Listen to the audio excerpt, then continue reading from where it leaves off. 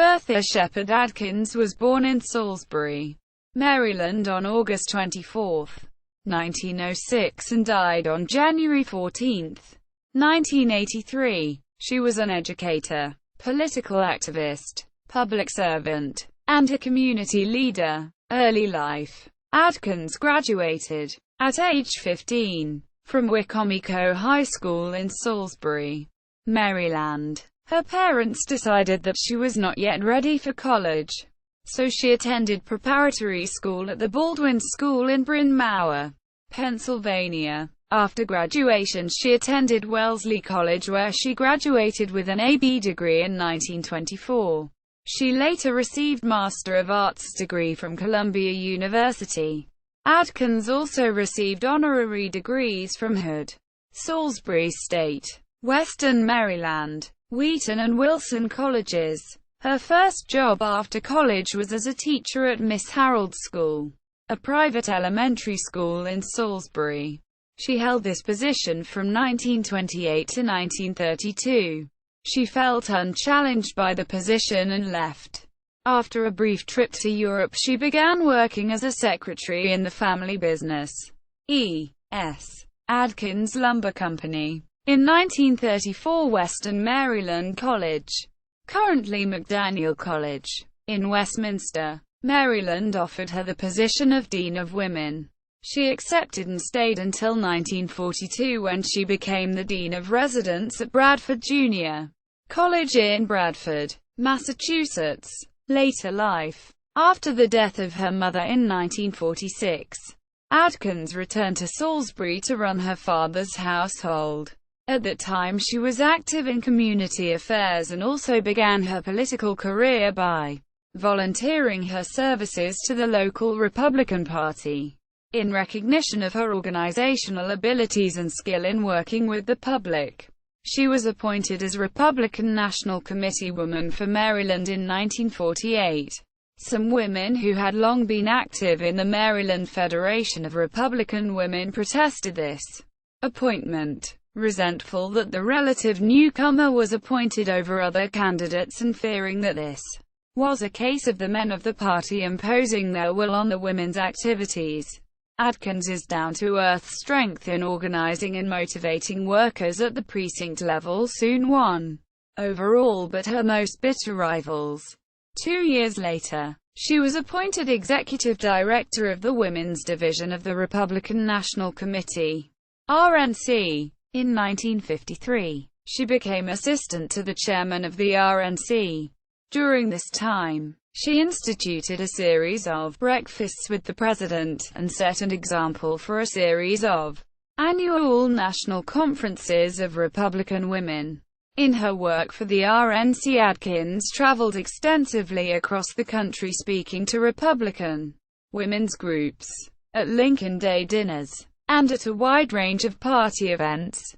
Frequently in her speeches she encouraged women to take an active role in party politics and to consider running for elected office. An active member of the American Association of University Women, AAUW, the Bertha Sheppard Adkins Fellowship was established in her honor in 1958, for a female scholar pursuing advanced work in American history, government of politics.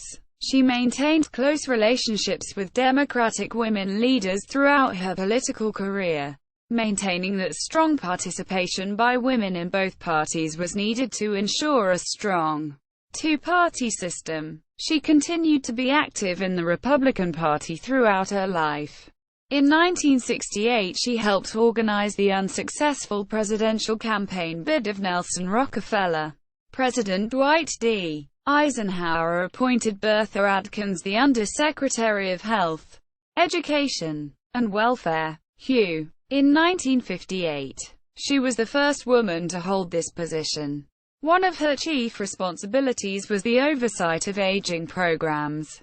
In this capacity she directed the organization of the first White House Conference on Aging in 1961. She also played a role in the White House Conference on Children and Youth held in 1960. As Undersecretary she also served on the Advisory Board for Economic Growth and Stability. the Committee for Rural Development, the Committee to Coordinate Federal Urban Area Assistance Programs, and served as chairman of the Department Board on Employee Awards. She continued her extensive speaking schedule with a new agenda. Now she promoted new programs, in particular, the White House Conference on Aging. As Undersecretary, she attended the United Nations Seminar on the Participation of Women in Public Life in Bogotá, Colombia, May 18 to 29, 1959, and the UNESCO General Conference in Paris in November to December 1960. She also traveled to Finland, Norway, Sweden, Soviet Union, and Poland in 1959. In 1957, President Eisenhower appointed Adkins to the Lincoln Sesquicentennial Commission.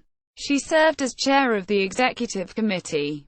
The commission organized publications, promotions, and educational programs to commemorate Abraham Lincoln.